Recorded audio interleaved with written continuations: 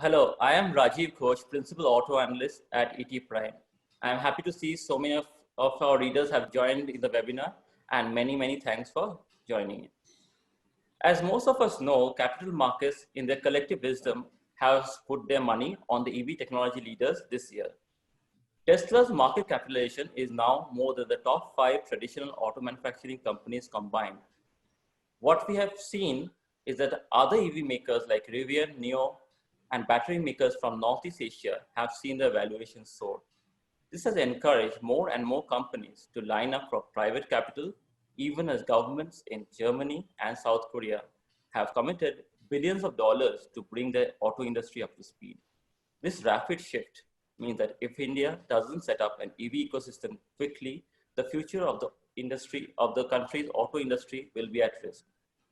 To decode India's EV puzzle, we have a very special guest who has been working with the EV industry and state governments on the ways to realize the country's true potential. Thiru has been advising two-wheeler and three-wheeler EV companies such as Ather Energy and PI Beam, apart from state government in South India, on industrial policy on EVs. He has almost 3 decades of experience in the product industry.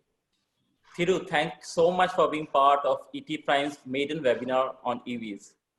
Pleasure, very much. Okay. I have a few questions for you. Okay. And after that, we can take questions from our members. Without further ado, let's start the conversation. So one of my neighbors asked me for advice on which electric two-wheeler he can buy. And it struck me that we really don't have a product that is durable, reliable, and also gives a wow factor that a new technology is supposed to bring. There are a couple of products in the Bangalore market, but there's availability issues and they are quite expensive. And so people wonder that what they can buy. So and price is a key factor. So how do we make electric vehicles value for money, Thiru? I think there is a big adjustment in understanding on how to deal with this product. See, every product has its own nature, its own opportunity that we need to identify and come up with a business plan, business strategy. What is required here is business innovation. Remember, performance electric vehicles, like the couple that you mentioned out of Bangalore and other areas, they are the right products for the consumer. Consumers do not want to compromise on performance. They actually want to see an increase in performance over an ICE, the petrol, diesel vehicles. Right. And electric vehicles, they are ultra cheap, ultra low cost to run. The running costs are very, very low because it's only power. Maintenance is low, but the entry costs are higher. So this is where business innovation is needed, and that is in the form of financial solutions. So if we can still sell the initial down cost, the down payment, to be very similar to what you pay for a petrol vehicle, and then you move on the financing for the remainder, which now the government of India has also allowed selling vehicles without the batteries on the bill. You still need the battery, but the battery could be a license or a leased item. Mm-hmm. So then that cost goes on a monthly bill. Even with that, because the total cost of ownership is so low with electric vehicle, even with that, you will pay less than you pay for a petrol vehicle. So it just requires a small innovation on the financial side for us to get this market moving in a very, very large way. A lot of people are doing that already. It is happening in two-wheelers, it's happening in three-wheelers. Four-wheelers is a very different ball game. I'm not going to talk much about it. Two-wheelers and three-wheelers are more than 80% of the vehicles on the road in India. I'm going to focus on that. The other thing on the costing, as this market builds up, today, most products, most electric vehicle products, either they go very conservative, they compromise on the performance, and they fail because customers are not happy with it. Otherwise, people are also trying to introduce vehicles with a lot of features, but we do not know if the customers need all the features. So we need to study how the customers are using the initial vehicles that, for example, Ather and others have launched, and then you can optimize it. Ather is already doing that. For example, touchscreen and onboard chargers can be easily optimized to what the customers want and not necessarily add so much cost. So that's the second element. The third element is what I really would emphasize right through this call. A huge amount of investment needs to happen in electric vehicle unique components. We're talking about motors, cells, batteries, all that. Right. And many people were hesitating to invest because they were not so sure if this market is going to go, if the policy is going to be consistent. But that confidence is rapidly building. As investments happen and we start making them in India in capacity, that's going to be a huge cost reduction. So innovation on the financial side, the product optimization, and investments by creating capacity will bring this down, cost down. Absolutely. Okay. So the third part is the supplier ecosystem. Yes, yes. So the conventional wisdom is that the Chinese imported components will be cheaper, like we have seen in solar panels, and they will inundate us, and there will be no domestic industry left. So this is a big concern. So what is your thoughts on this? Right. I mean, I have over my 30 years of work experience, I spent a lot of time in China. When I was working in US, I started traveling to China, and then when I was heading up companies in Asia, I had offices in China. The very interesting thing is Chinese are very, very good at optimizing things where the products have matured, technologies have matured, even solar panels. Solar panel technologies that they have huge capacities for are typically where the maturity in the technology is very high. Electric vehicles is still an industry that is rapidly evolving. It has not matured in technology. Take, for example, the two-wheeler industry, the four-wheeler industry, or the auto component industry. India has been doing a very good job of holding its own. We export around the world. We do a very good job. On the two-wheelers, if you look at the Chinese market, the Chinese vehicles are all on the low speed, low power end for the majority part. There are high-end vehicles also. For the majority part, they are low speed. That is where the capacities are. Because China moved from cycles into two-wheelers only recently. India did that in the 1980s in Suzuki, if anybody remembers. Right. That is when we moved. Today, 150 cc's are the benchmark in India. That's not true in China. So many people who have gone to China to bring in EV components have been able to support the lower end of the market. But that is not a very big part of the Indian market. Right. So we have to create new investments in India for the Indian market, which is slightly at a higher performance level. I'll just give you one example. For this high performance, there was one component that we had to bring from overseas. It is costing us 35,000 rupees, just that one component. That's the cost of many electric vehicles BOM cost. Okay. A little bit on the lower end. It could be 13,000 rupees if it were made in India. Okay. And if we engineer that in India, it could be less than 10,000 rupees. Okay. That's what we're talking about. Unfortunately, more than $600 million that have been invested in India so far have all been with OEMs, people who put together vehicles. That's good, but we need to see similar or slightly bigger investment on the component side. We're talking about cells, motors, electronics. And electronics is very big. We're talking about power electronics, sensor electronics, controls, and also connectivity. Remember, all these vehicles are connected vehicles. Correct. What communication that we're going to use and things like that. And I'm also encouraging the governments to incentivize investments here. I see a lot of policymakers talking about making batteries. It's important. It's very important, but also we need to look at motors, we need to look at electronics for EVs. So let's start with electronics. So how do we make them better and cheaper? Okay. One of the things that I talk a lot nowadays with people that I'm advising is the electronics for electric vehicles, including automotive electronics today, is like where the large frame computers were when the computer industry started.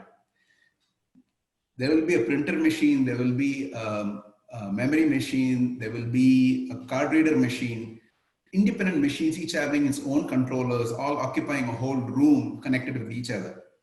If you look inside a car, look inside a truck, look inside even a two-wheeler today, it's kind of like that. There is a separate controller for the motor, separate controller for the battery, separate controller for the light. And you find that when the charger is not being used, when the vehicle is running, charger is not used, that electronics is just sitting. Right. Very similar electronics is on the motor controller.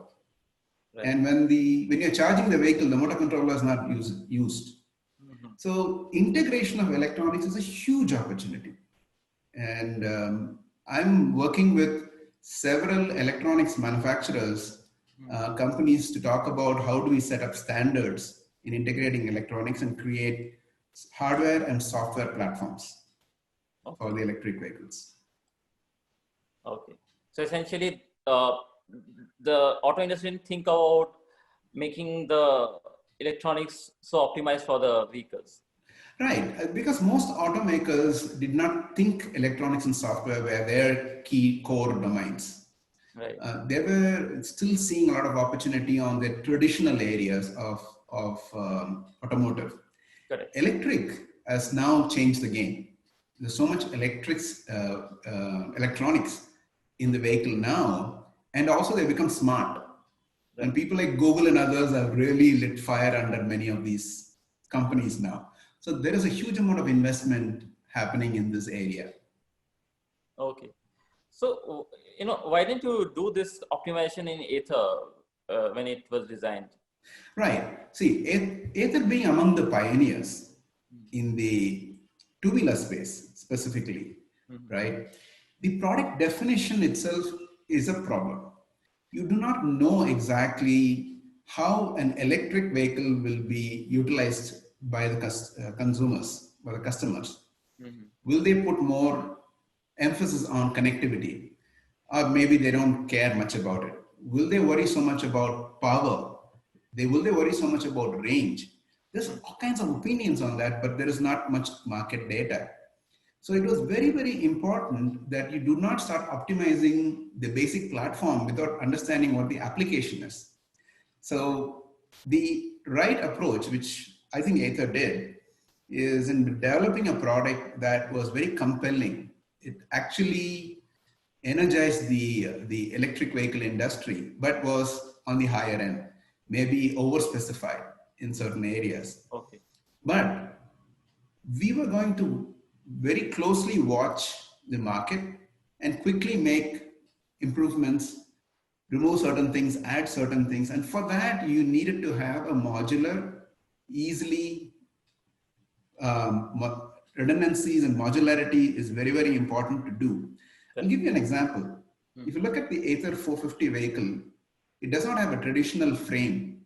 It has a bolted on cast aluminum frame. And that was done specifically for that. Correct. Okay. Okay. And can you explain what this frame means to the layperson? Okay. See, if you really think about an electric vehicle's advantage is you get very high torque in low RPMs. Right. You don't have to change gears, anything like that. Right away at low RPMs, you get very, very good torque. And it's so much so that when people, whether it's suppliers or people, when they first drive a vehicle, that is such a wow factor for them. That's a very great experience. That's number one. Second, because the number of moving components are so low, the vehicle now can have more space for storage. We can now have 2 helmets in the vehicle. We can buy your whole groceries and put it all in below your seat in the storage and bring it home. So we thought we want to optimize those 2 first, which meant the frame had to be completely changed. For example, because of the high power, dynamics was very important. And the battery was the heaviest part of the vehicle. So we decided to put the battery under the footrest of the rider. Right. When you do that, you have to completely modify the frame. Okay. And for us to be able to launch the vehicle very fast, a bolted on frame made it simpler and easier. Any design change, any modification, any tooling change could be done at much lower cost. if we had a welded frame that was custom designed for this, we're talking about a robotic line that needs to be modified, very expensive. Okay, so you're saying that the large investments like molds, like electronic control modules, and all those things, refinements, can be done when you understand what is the product supposed to deliver, and not right away. And I think that's what you mean, right? I think product definition will require you to compromise on optimizing the product platform itself. Okay. Because the platform itself will have to be able to evolve. Otherwise, you will have a lot of stranded investments. Okay. So that's a very okay. So that's a very important point. I think many of the EV startups which starting out, I think they must be grappling with that question. So I think this will be very helpful to them. Thanks a lot. Yeah, I think the flip side to that is you cannot sell a huge volume because every vehicle you're going to lose money. Right. Because your costs are high. Customers will be willing to pay slightly high, but they're not be willing to pay for all your costs. So you have to reduce the amount of initially delivery numbers low so that you learn quickly from the initial customers, optimize it, and then you scale up. So you need a very strong team. That's where a lot of companies are investing heavily. You have to have a phenomenally very good new product development engineering team where you learn quickly, optimize quickly, and then you scale fast. Great. That's important. So one thing that came to my mind is that when it comes to electronics, semiconductor is the basic raw material, right? Yes. So how do we create value in electronics in India when we don't manufacture semiconductors? I think being able to manufacture or having manufacturing of semiconductors in India would have been good. But remember, what has happened around the world is most of the semiconductor manufacturing has been optimized in a few countries. So fabless semiconductors are now the standard. So that's really not an issue. The cost of the semiconductors are not that big. Where we lose out, where we need to invest a lot, is we need to optimize the components for your industry. Today, we use processors that are developed for a computer application or for a cell phone application, not for an EV application, right? And I already mentioned about lack of consolidation, integration of all electronics into a single architecture, maybe a single motherboard, and maybe a few processors that are developed for EVs. People like Sanmina, Flex, and Foxconn have been extremely helpful in the conversations that we have had. And there are also Indian EMS providers who are very interested. We are looking at EMS providers who will also co-develop these standards with the EV industry and establish lines like they have established lines for cell manufacturing, like mobile phone manufacturing, or computer manufacturing. Can they set up lines for EV manufacturing? They manufacture for everybody. This is standardized, optimized, and that will definitely reduce costs. The component is not so much of a problem. Okay. So you're saying that the putting together component in the right fashion is where the value is. Right. But why don't companies do it now? Okay, I think it's all about investing in the engineering capabilities to co-develop solutions. Thankfully, something needs to start this. The conversation with the Department of Science and Technology has been very helpful. Them and the Department of Heavy Industries. They are willing to nucleate this. They're willing to put some money as far as they find the right kind of partners come along, and they're also putting some money. That's phenomenal. Actually, for India, that's actually a new thing in at least the automotive industry. Quite early to do this, right? I mean, they are. Yeah. I think if I'm successful in my efforts, we should be able to bring enough of these people together and develop these standards. And by standards, you have scale. With standards, you have scale. Absolutely. Okay. So how long it takes to design and integrate electronics? The hardware is not a problem. Hardware doesn't take a whole bunch of time. There are phenomenal methods and capabilities to do that. Indian companies, captive companies do hardware design for everybody around the world now. Right. Right. Software is also not a problem, but software takes time. What I'm talking about is the firmware. The firmware where all these systems work together as you get more and more integrated into a standard. Now the firmware takes time. And so that is why you will go with the firmware, and then maybe it will take another 2 years before the next architectural change in the firmware will come. Right. So that is what's going to take time. Got it. Now let's get into batteries, which is the second big part. So what is the roadmap for batteries? Actually, batteries are the largest. They are 40 to 50% of the cost today. But that's fine. See, the battery technology is rapidly improving. It used to be $1,000 per kilowatt hour. Now we are about 150 to 200 per kilowatt hour in terms of energy density and the cost of that kind of battery. Right. We are thinking it will go below $100 per kilowatt hour fairly soon. There are immense amount of progresses. There are at least 6 different roadmaps that I'm seeing, maybe out of which 2 will succeed, compete, by which the energy density of the battery itself will double. Okay. And there are further cost reductions that are possible because there are a lot of process improvements that are also happening. I recently saw, I think a year or so back, there was another company that has developed a process that takes 1/3 the size of a factory compared to the existing cell manufacturing factory size. Okay. So this is moving very, very fast. But one of the challenges that we have is the battery technology is being done outside of India, not in India. Right. So if you look at the 2-wheeler industry and 3-wheeler industry, majority of the markets in which these developments are happening don't even understand this industry. So we have Indian market, we have the Indonesian, Southeast Asian market, right, the African market, and then the South American, Central American market. These are outside of the radar of these people. And that's where the 2-wheelers and 3-wheelers are carrying a huge market.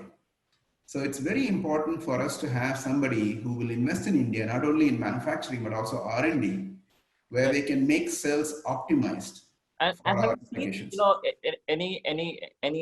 what is your idea that, how can it be optimized in the sense that how much can it be optimized?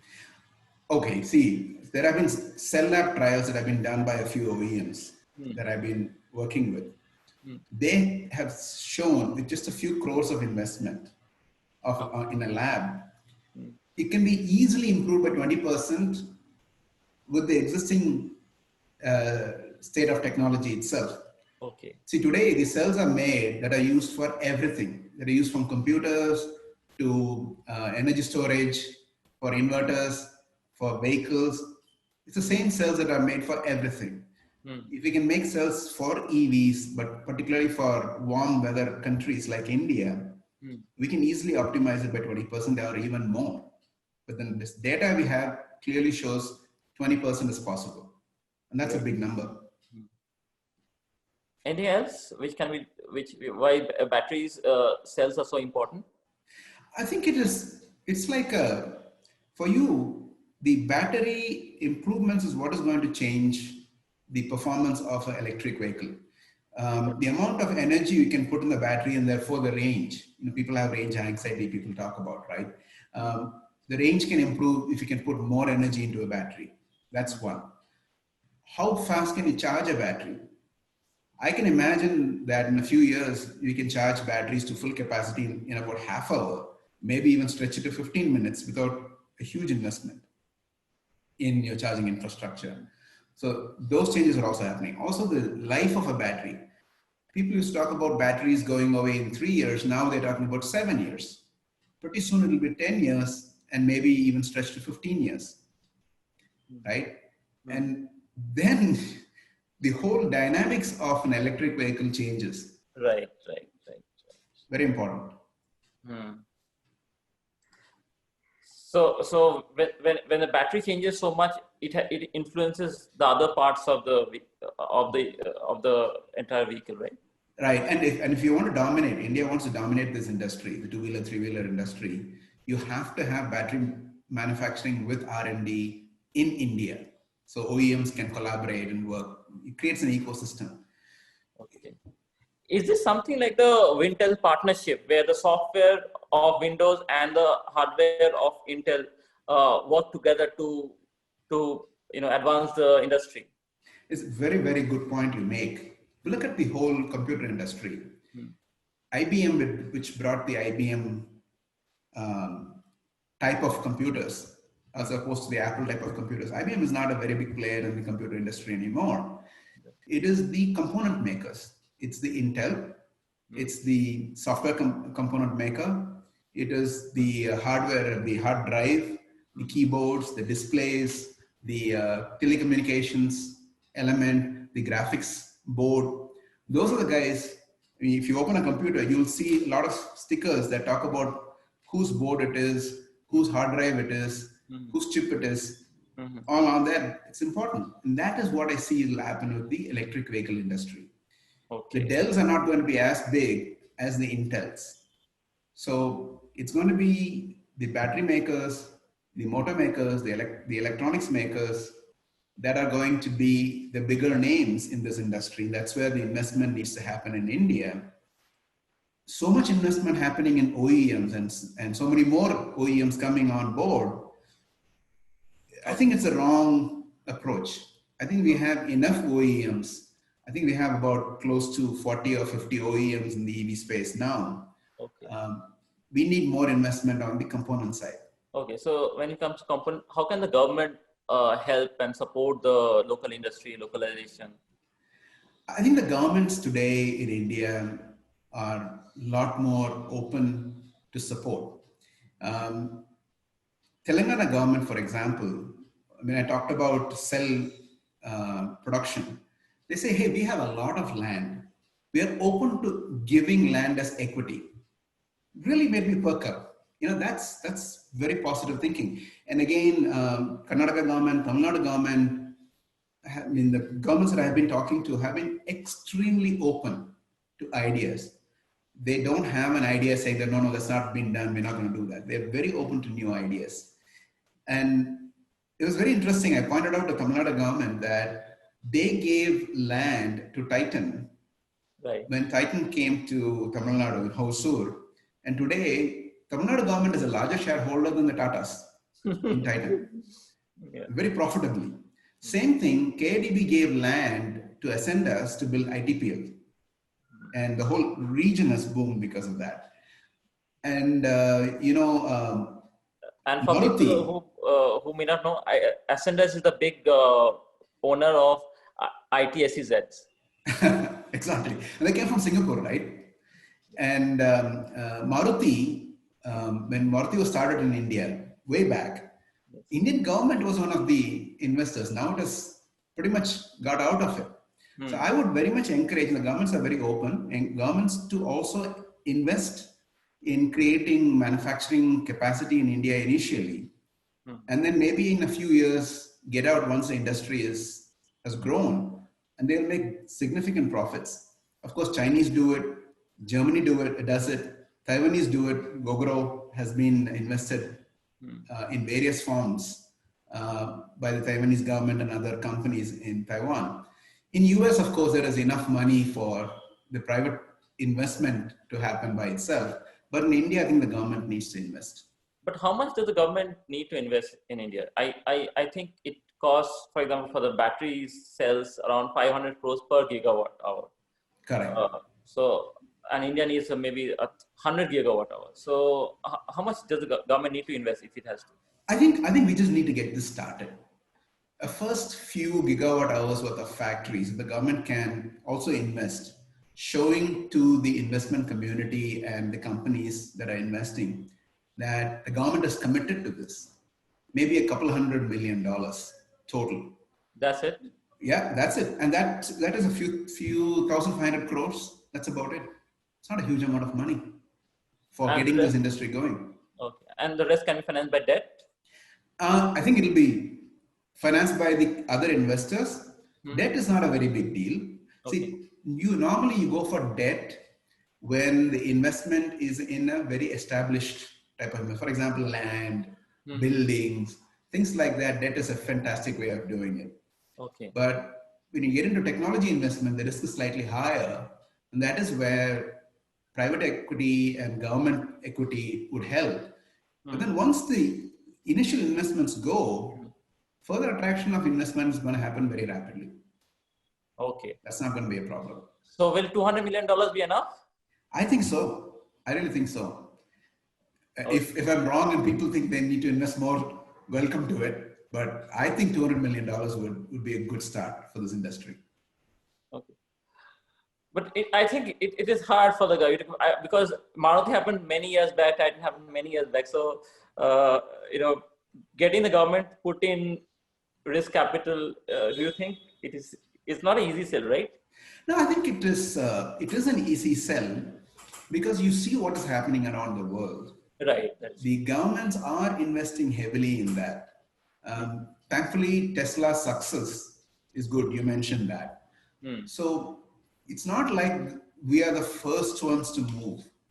There's already enough evidence that this is the right industry to invest in, whether it's from environment point of view, imports point of view, in terms of reducing the cost of running vehicles on the road. And the sheer importance of the auto industry in India, I think that's very important, right? Right. Not only that, and I'll talk about it maybe later, if we get this right, what kind of returns that India can talk about. This is actually an opportunity for us to establish a brand new industry that will be controlled from India for the world. Right. Beyond software. Okay. So what are the returns from the, if we do things right, what is the benefit for India? I think we think today about 25 to 30 million vehicles, two-wheelers are sold in the country. Right. And this is only growing. Of course, COVID, things are a little bit down. Even within COVID, the two-wheelers have been selling fairly well compared to the other automotive parts. And within that, the electric vehicles continue to sell very well. The growth has been very, very good. So I think it's only going to grow. If you look at globally, the two-wheeler industry globally are not in countries which are two-wheeler heavy, like not in Japan, not in US, not much in Europe, in Germany and other areas. They're all focusing on the cars. Right. We can focus on two-wheelers, and the global two-wheeler industry is an additional 40 million, which should grow further up. And we expect this to be 100 million units per year industry. At an average $1,000 per vehicle, we're talking about $100 billion industry. That can be controlled with technology and high-tech jobs and manufacturing from India. Right. That's the opportunity. Just to give a context, India already manufactures 25 million two-wheelers. Yes. So it's already a very big industry. Yeah, having a manufacturing $100 billion industry coming out of India is badly needed for India. Correct. So it's a pretty big prize if we get things right. Yeah, see, I haven't even added three-wheelers, which is another fraction that you can add on. Electrified cycles, it's growing rapidly in Europe. Right. And the low end of the cars, where some people like to call them quadricycles. Right? Right. Those are also very big opportunity for India. Okay. So we can get into questions, and there are 30 questions at least I can see. So I'll let you pick. So it's quite hard. And this is my first webinar, so it's more harder for that. So there is Devang Mundra is saying, so he's saying that, do we need battery standards for swappable battery that the policy is talking about? Very, very good question. I want to talk about swapping per se. See, if you're talking about two-wheelers and three-wheelers as an industry, okay, swapping assumes that the time for which you charge the battery is a premium. Right. I'm not saying that is not true at all. There is a very small portion of the market where the time that you lose in charging is going to be very premium. It's going to be very costly. But let's talk about on the majority of the market, urban mobility, where these vehicles are selling for personal urban mobility. People on an average, it has been studied in Bangalore drive about 8 kilometers per day, average. But if you consider the larger population, majority of the travels are within 20 kilometers per day. And people don't drive more than 2 to 3 hours per day. So the rest of the time, the vehicle is sitting either parked in a office parking lot or parked in a home. So even if you give a very low power, regular charging, not fast charging, just a 3-pin plug with good charging capabilities in the vehicle, it's more than adequate, has been what I've seen. Much of the data is like that. Then you go to the next level where people are using this for commercial application. People are delivering things. People are moving people. So where the vehicle continuously needs to be moving. Even there, we find that the vehicle have periods during the day when it is sitting at a parking lot or a place where it is stopping, whether it's a 3-wheeler or a 2-wheeler. 2 to 3 hours is enough for you to extend the range to cover the whole day's worth of driving. Okay. If you're able to get the range to 100 kilometers, I don't see a need for an extensive amount of fast charging or a swapping. There is a small portion of the market where that is justified, and that can bear the higher cost of swapping. Why am I saying that swapping is a higher cost? For every vehicle now, you need to have at least 1.5 batteries or up to 3 batteries just to maintain swapping, because the batteries need to be charged and be ready. Right. So on an average, you're talking about 1.5 to 3 batteries per vehicle, and battery is the biggest cost of the whole electric vehicle. So you're really not saving anything on cost. Second, because you're swapping, your vehicle needs to be designed to have a swappable battery, access to all that and everything. And the battery itself has to be designed for swapping, so there's additional cost to it. And with the technology still not mature, standards cannot really evolve. Because if the standards have to evolve, first of all, technology needs to be mature. But will there be a scope for, obviously swappable, if you have a standard, it helps. But even if it's fixed batteries, is there a scale benefit if we standardize it? Or Yes. The problem that we have today is you can't optimize something that is still improving rapidly. Okay. It's very difficult to, it's like saying that, okay, we want to standard computers into the very first desktops. Right. Computers have gone through standards.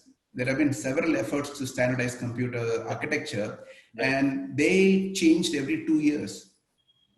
Right.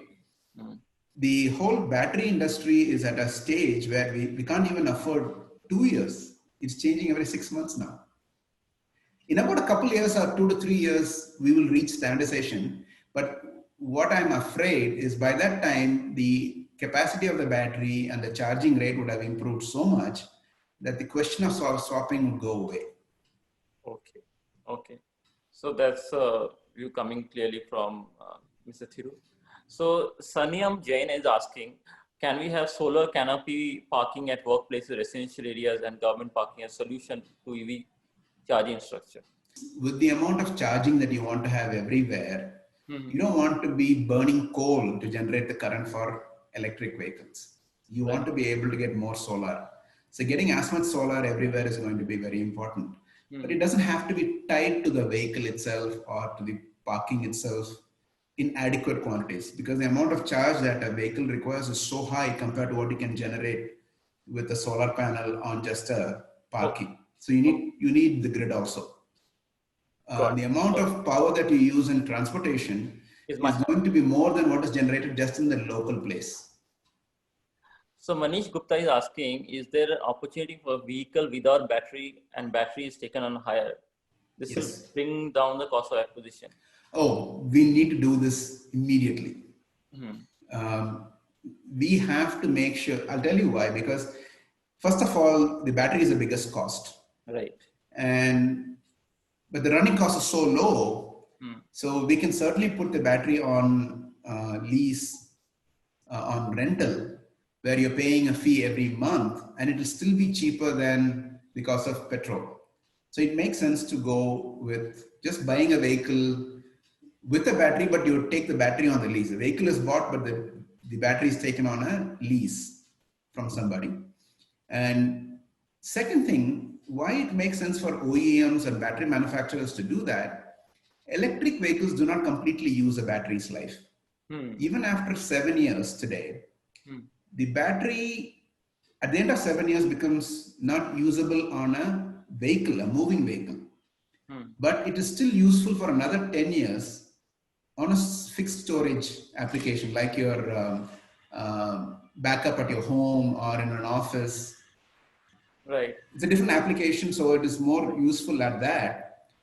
And so you're talking about 30% of the value of the battery that is still available. For the person who's buying the vehicle, he may not know what to do with it. Right. And he shouldn't want to bother. So unlike our experience with lead acid batteries, which have a very limited shelf life or limited life, lithium ion batteries, once the technology is getting so good that it really can last a very long time. Right. And there is a second life to it. So if it is owned by somebody else and you're leasing it from him, at the end of that life, the guy has the chance of giving it to another application and still recover 30% of the value of the battery. So leasing is the right solution. Got it. So one thing is that when you add extra life or higher cycle time in the batteries, does it increase your costs a lot or it doesn't? No. It on paper, yes, it does. If you really think about it, but the technology is moving so fast. See, what you're trying to do really is that the chemistry, the electrochemistry of the battery is still at a very early stage. There are a lot of cross reactions that are happening in the battery when you're charging and discharging.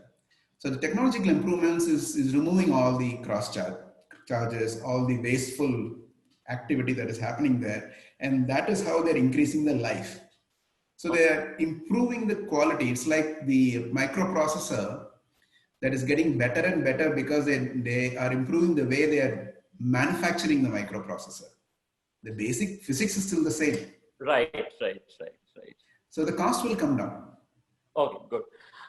We have a question from Kushal Irani. He's asking, how much is the cost of motor and a controller as a percentage of the total cost of a two-wheeler? Today, because we are importing them, they are very expensive. I want to say they are 20 to 25%, or even more in some cases, of the cost of a vehicle today. That is only because India, for some reason, is so good at making motors, but they don't make what we call traction motors. That's a very simple thing to solve. Already there are six very, very reputed companies that are investing in local manufacturing, and they're very close to starting to produce from India. So the costs are going to come down dramatically on the motor side. So from 25% plus, it could be 10% in a few years. That's pretty big. Yeah. So Ravi Thota is asking on battery technology, do you see battery companies in India like Exide and Amara Raja making the right investments to catch the opportunity in EVs? Yes.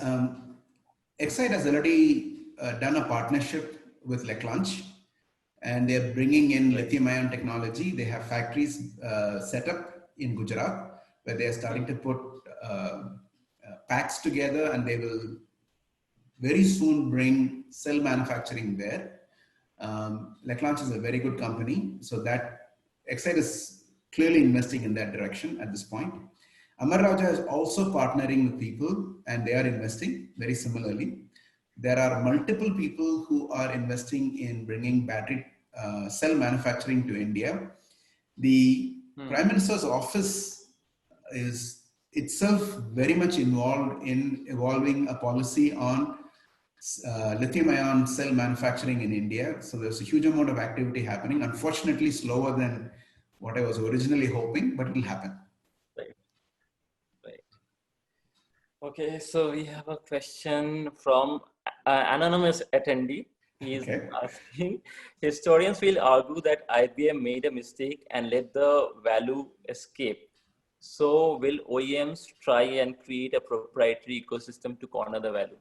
So I think you spoke about that Yeah, no, I IBM did think not make the value from its invention of the computer. right. I think the mistake that IBM made is it created a platform but did not own any critical technology aspect of the platform themselves. Hmm. For example, Intel owned a critical technology element of the platform, which is the processor. And now they also control the motherboard to a large extent, Hmm. right? Similarly, Microsoft controlled the operating system, which is another critical element. Even IBM actually had another critical element that they let go, which is the storage. If you remember, the hard drive was also IBM. Most of the hard drive companies came from IBM technologies. Right. So I think it was a policy issue, a strategy issue that IBM lost out. Um, Aether, for example, is Aether Energy. They have very deep technology on the battery side, if you can see. Mm-hmm. Hopefully, OEMs won't make the mistake what IBM did, and they will own some core technology. Okay. But the problem is that auto manufacturers, whether it's two-wheeler or four-wheeler, everyone think that they are assemblers, right? They are aggregators. They are putting in things together. So they have not thought about this, building technology so much. They have relied more on technology from suppliers. So how it is very difficult for I think the OEMs to think so radically different, right?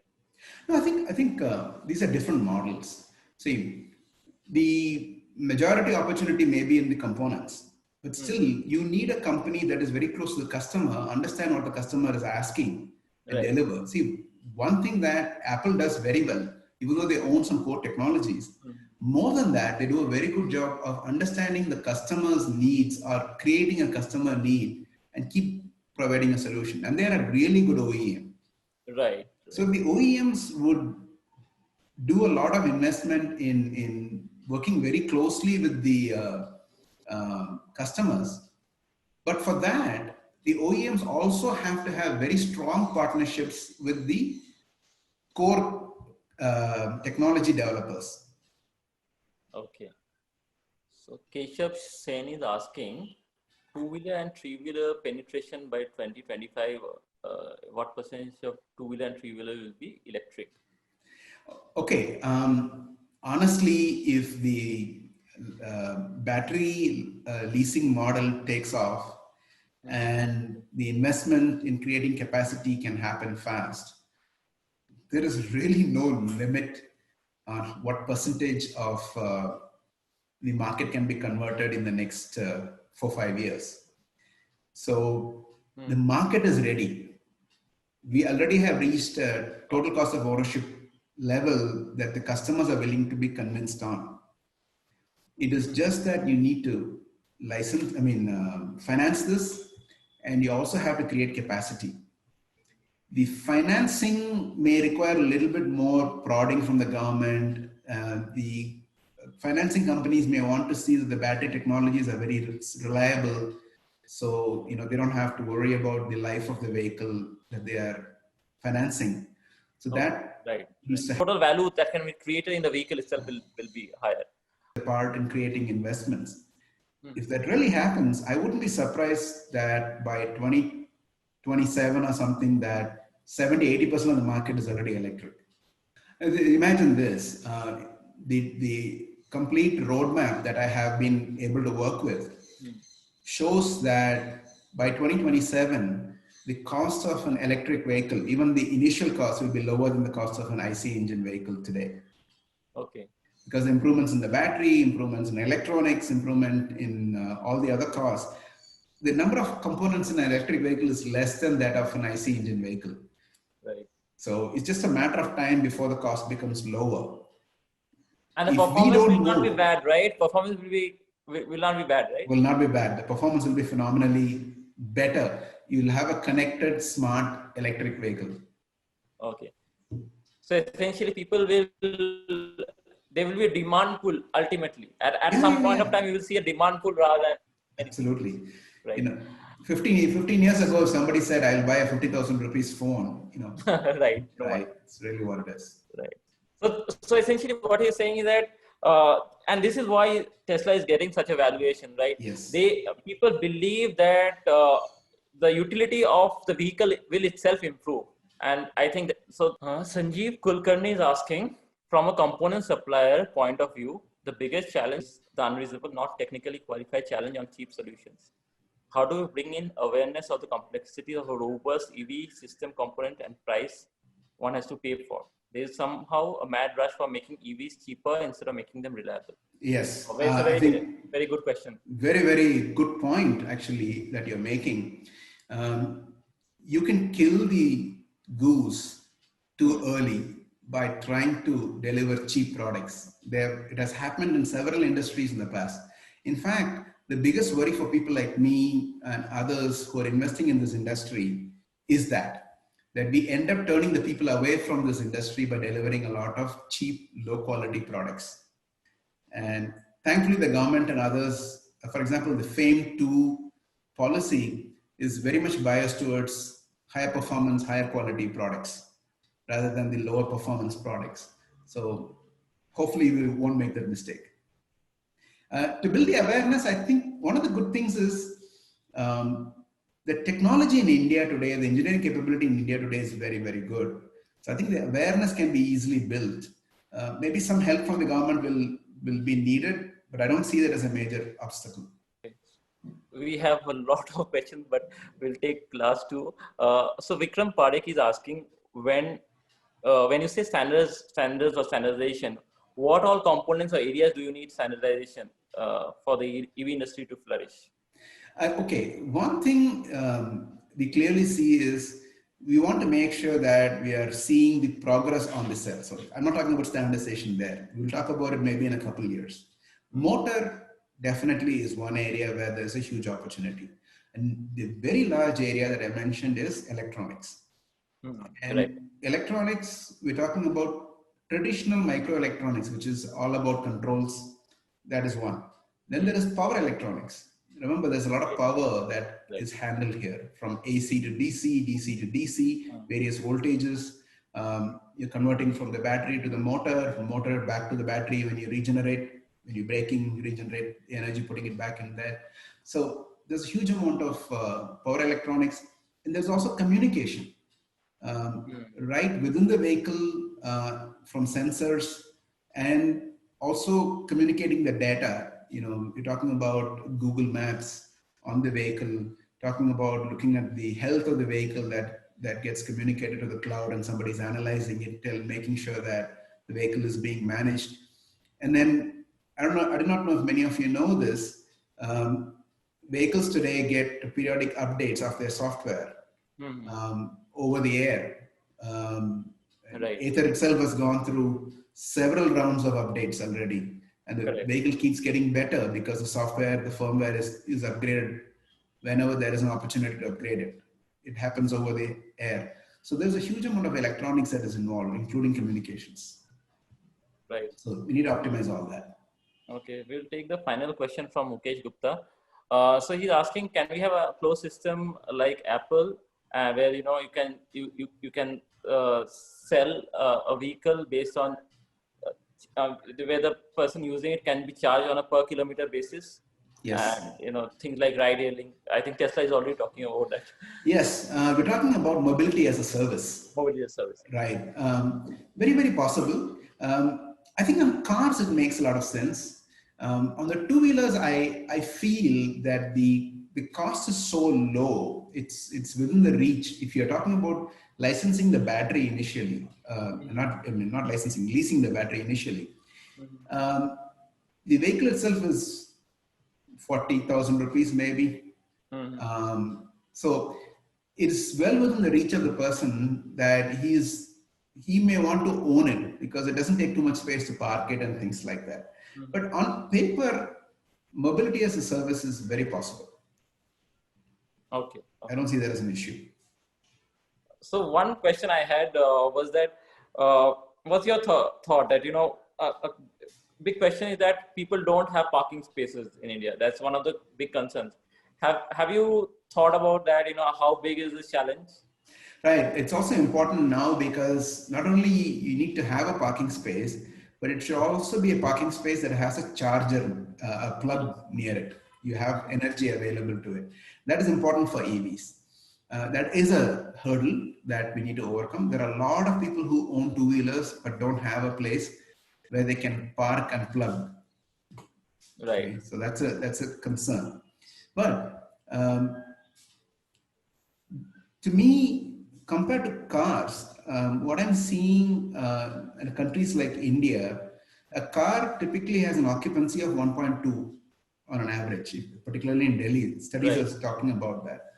And a two-wheeler has an occupancy of 1.3 plus, depending upon the place. More, actually more, average. And in a three-wheeler, it is even more. Correct. So, and a two-wheeler occupies 1/4 the size, roughly, of a car. And you're talking about parking spaces, usually for every vehicle, you take at least 3 times the amount of space that is allocated for parking. You have space in your office, you have space in your home, you have space in your shopping area, wherever you go, you add all the parking space up and divide that by the number of vehicles. It's usually 1:3 minimum. In countries like America, it's even more. Got it. So if parking becomes an issue, the first segment of the industry that would be affected may be the car industry. You may start seeing things like what's happening in Singapore, where people may charge very heavily for owning a car in a city. Or parking costs may go very high. So even there, two-wheelers are in a better situation compared to a car. Okay. I think we have come to the end for the other time, and it was so many participants and almost 50 questions. I'll be very happy to take those questions and put some answers on LinkedIn if I have to. It's up to you guys. Yes. So Thiru is on LinkedIn. You can ask him questions, and we have a limited time, so we will end it now. And many thanks for joining in. Thank you very much. I really enjoyed. This is very close to my heart. Yes. I really think we are on the cusp of establishing a very well-performing, many high-paying job industry in India. Let's grab it. All the best. Yes. And thanks so much for your insights today, Thiru. Thank you. Thank you.